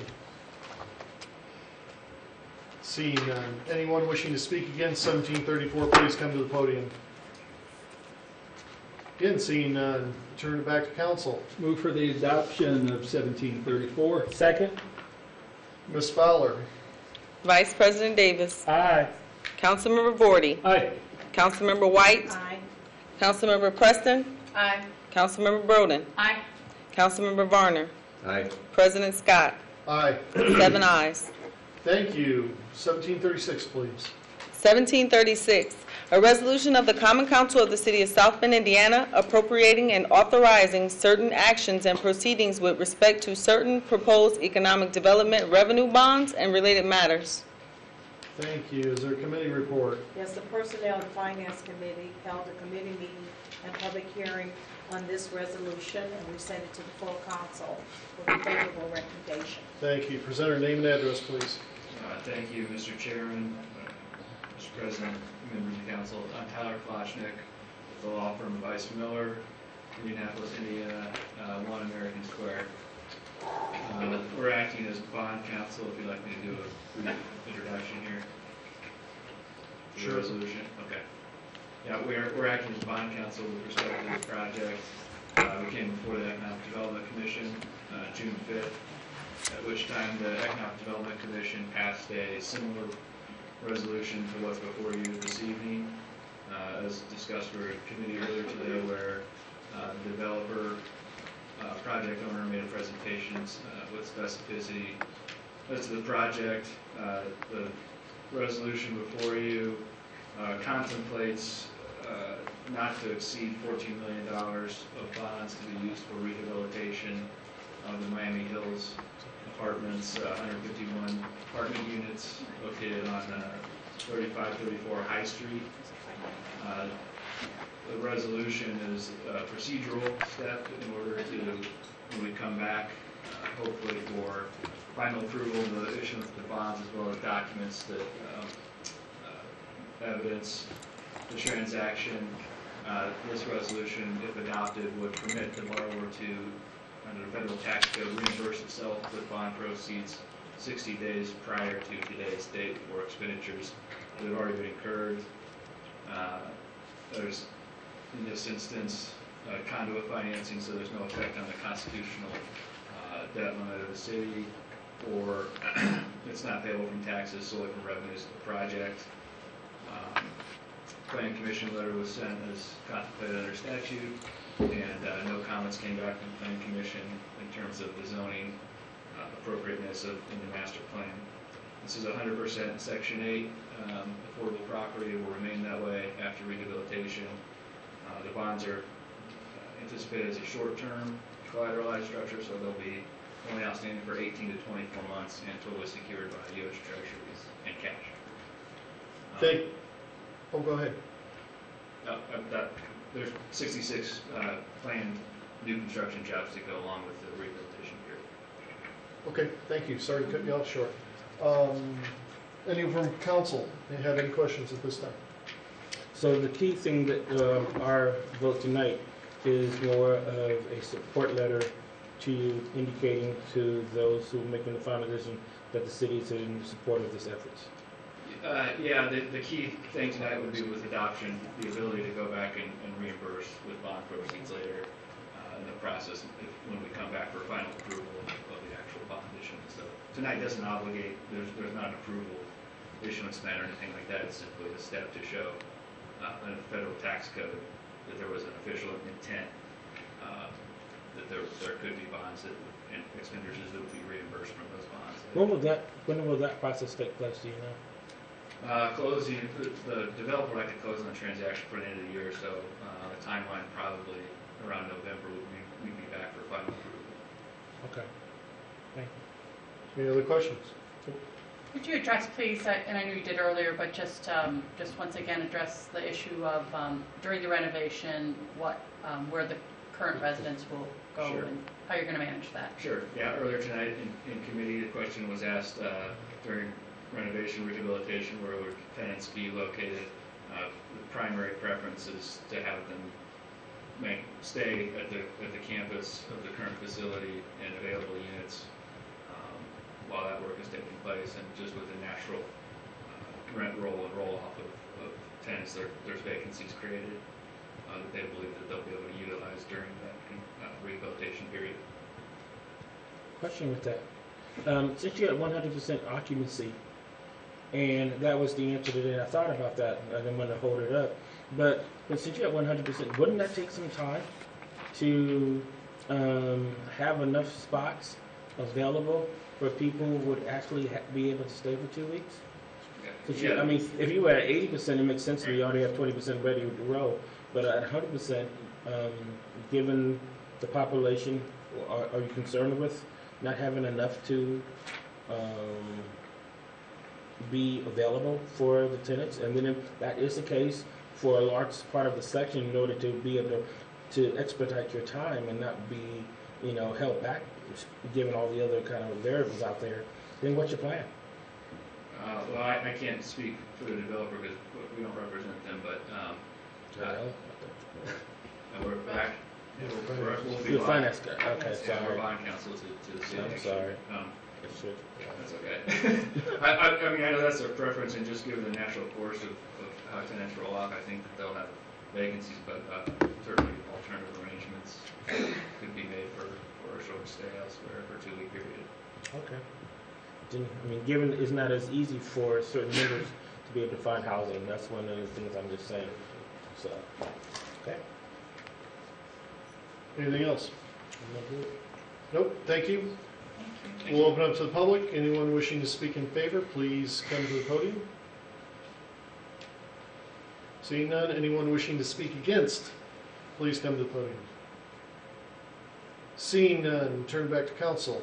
Move for passage of Resolution 1736. Second. Ms. Fowler? Councilmember Vorty, Aye. Councilmember White, Aye. Councilmember Preston, Aye. Councilmember Broden, Aye. Councilmember Varner, Aye. Vice President Davis, Aye. President Scott. Aye. 7 ayes. Thank you. Move on to first readings. Ms. Fowler, would you please give first reading to 3917? 3917, first reading on an ordinance of the Common Council of the City of South Bend, Indiana, amending subparts D, F, 3 of Chapter 4, Article 4, Section 4-45 of the South Bend Municipal Code addressing mobile food vendors and mobile food vending vehicles. Entertain a motion to send to DCI for 710 for second and third reading and public hearing. Second. So moved. Second. All in favor? Aye. All opposed? Thank you. 4017, please. 4017, first reading on an ordinance initiated by the Common Council of the City of South Bend, Indiana, amending Chapter 21 of the South Bend Municipal Code, Article 3, by adding mini self-storage warehouse internal access to permitted uses in the CB Community Business District, CBD, Central Business District, and the GB General Business District, and establishing additional development standards for mini self-storage warehouse internal access, and adding a definition for mini self-storage warehouse internal access. Entertain a motion to refer to area plan for 718 and ZNA and for public hearing and second and third reading for 724. So moved. Second. All in favor? Aye. All opposed? Thank you. Unfinished business. Don't think we need to read these, do we? No, we don't have to read that. Entertain a motion to send to BZA for 7.5 and ZNA for second and third reading and public hearing on 7.10. That's for all of them? Nope, just 1737. Oh, okay. I'm sorry. So moved. Second. All in favor? Aye. All opposed? For 3317, I will entertain a motion to refer to area plan for 718 and ZNA for public hearing and second, third reading for 724. So moved. Second. All in favor? Aye. All opposed? Thank you. 3417, I'll entertain a motion to refer to area plan for 718 and ZNA for public hearing, second and third reading for 724. So moved. Long Second. meeting. Yeah. Go ahead. All in favor? Aye. All opposed? Thank you. Councilmember Scott, would you go over the dates for 1737, please, again? 1737 is BZA for 7.5 and ZNA for 7.10. That's me. The other two. Under unfinished business, I would just like to point out that Scout Troop 173 was here and lost interest. America at its finest. Any other unfinished business at this point? One quick one, I think it's appropriate that we collectively wish a happy birthday to the Chief Deputy Clerk. Happy birthday. Now, give them sing solo. Okay, any new business? That was new business, yeah. Kind of old business. Wow. We won't go there. We won't go there. Any new business? None? Okay. Mr. Barner, will you keep time for privilege of the floor? We will turn to privilege of the floor. This is where citizens can address the council. You have 3 minutes, and you can speak on anything except what was on the agenda tonight. Please state your name and address and go. My name is Samuel Brown. I live at 222 Navarre Street in the city of South Bend. I have a watchdog group called Citizen United for Better Government. And I come tonight with, I'm really just kind of like depressed because I've been fighting a drug house in the 2nd District at 229 City Street. And me and my wife been texting all night. She's upset with me. My daughter ain't speaking to me because I'm trying to do what's right. The other day I got a text message from my wife and my daughter that a little boy sitting on the porch with a assault rifle in a towel where he had a blanket. And I've been having problems out of this property, and I've been coming before the council. The only reason I'm staying here tonight, I want a paper trail. I have contacted the state police, and the drug enforcement. I went to Scott. I went to Mr. Kent Lane.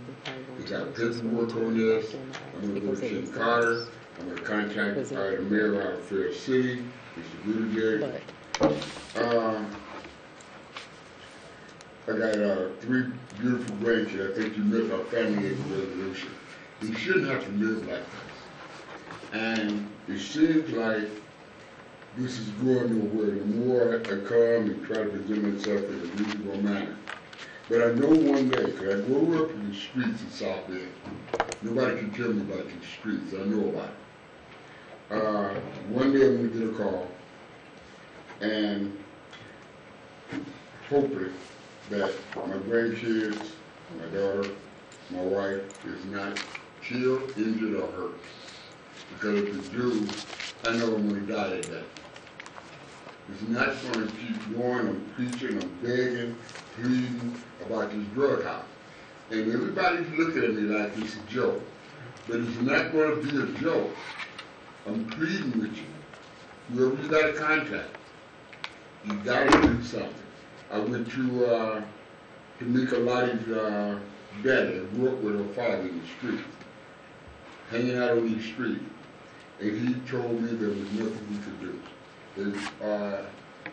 She don't have control of them thugs. He can't talk to her. I'm pleading with you people. Please, please do something. Because pretty soon, it's going to go south. Trust me. And when you do, don't call me, don't talk to me. I don't have a problem with it. I didn't grow up in these streets. I know what it's like. 15 so, seconds. All right, no problem. I done pleaded. I hope you for the records. You can sit and ignore it. It's in Regina's district. I'm tired of it. Sam, your time's up. Thank you. Thank you. Chapter, thank you, sir. Name and address, sir.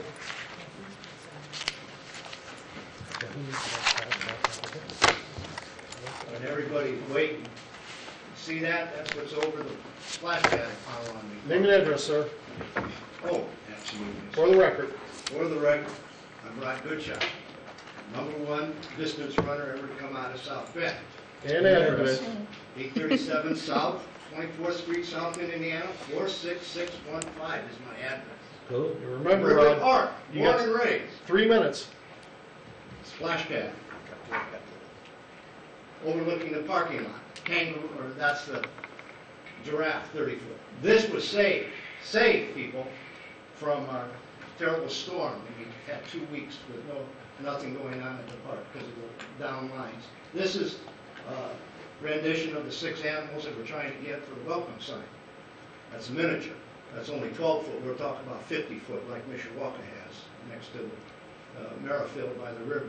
That's the kangaroo, they called me, the Australian outback. This is another one of the sculptures here, and that's the one, the pride the little kids put the nail polish on when we had at the park. And the original one in Potawatomi. Anyways, I come to you because 3 things happened to me this week. And you say, well, what happened, Mr. Goodchild? Well, #1, as I was coming out to see Aaron Perry to bring these things, I came back to the city and wow, I saw it! And you say, what did you see? Welcome to South Bend. It was right there, the southernmost point coming into South Bend. I says, oh my God, we got a welcome sign for South Bend. Wouldn't that be something? The oldest park, the oldest zoo in the entire state is right here in South Bend, Potawatomi. And we have a 50-foot tree, 50 foot. It's the most beautiful oak in the entire park, sitting next to the fence. And you say, well, it was there in the fall, winter, spring, now it's summer, but it was going to be up by the 3rd walkabout. And that's, oh my God. July 15th. That's just a couple weeks away. Why are you coming now? Well, it's still sitting by the fence. And you say, well, okay, I understand. You want the tree moved so it can be put in cement.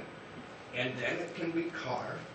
And because it was cut down, because that was the only choice we had, due to the fact that it was already in stone that we couldn't leave it where it originally was. Martin Luther King presentation, the statue. Father Jenkins got up and he said, you know, when Father Ted got the call, he says, the time is now. I'll be there. What time do you want me there? Afterwards, I talked to President Jenkins, mentioned the fact that my godfather married my parents, was Father Sheedy, his mentor, and he says, my God, good job. This is a project we can appreciate you're on. 15 seconds, Rod. Do a great job. The other thing was, when you see the dreams, these children have big dreams, they can get them accomplished here. All I'm asking is to help us get that 50-foot tree sitting by the fence, put in the cement so we can carve. Thank you. Thank you, sir. Thank you. And remember, July 15th. I know. It's happening, the third annual, and here's the map for everybody Thanks for coming. where the children go in. Thank you, sir. With that, we are adjourned. Good night, everybody. Good night. I don't know, he came talking about it. I told him. Go ahead. Oh, thanks, you too. Thank you. I understood a little bit more tonight. I understood a little bit more. Yeah. That's good. And you can go there, so all your questions stay with me and they're stupid because they're Well, not. anything that I did not start whatever, Mr. Lodmark told me.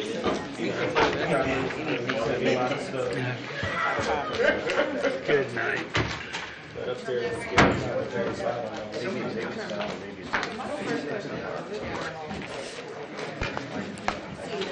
For what? Well, he just wants to see the rest. But